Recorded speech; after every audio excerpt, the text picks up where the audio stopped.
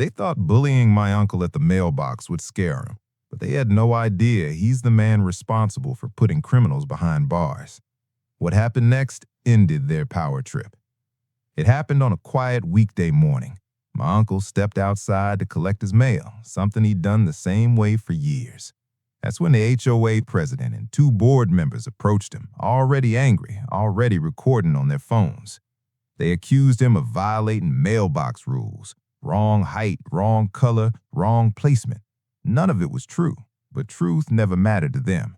They raised their voices, they threatened fines, they mocked his age.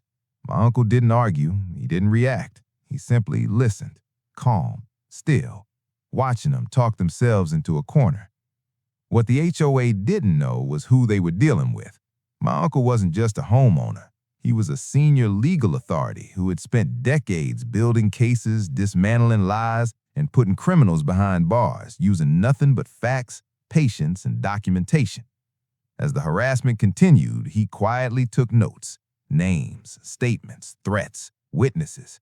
When the HOA president finally demanded compliance, or else, my uncle spoke for the first time.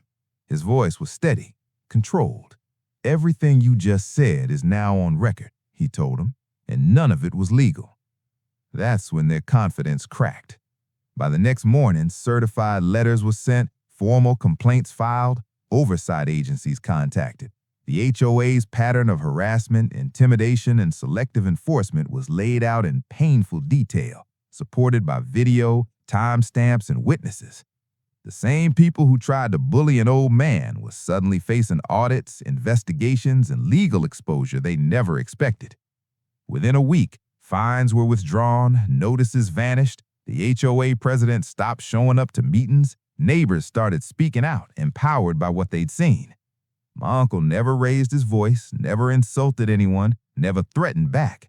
He simply let the system he helped build do what it was designed to do.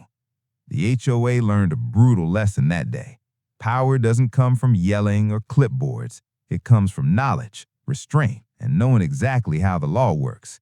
They tried to harass the wrong man at the mailbox, and it cost them everything they thought they controlled. I am Liam, and trust me, the next HOA story is even worse. Subscribe now.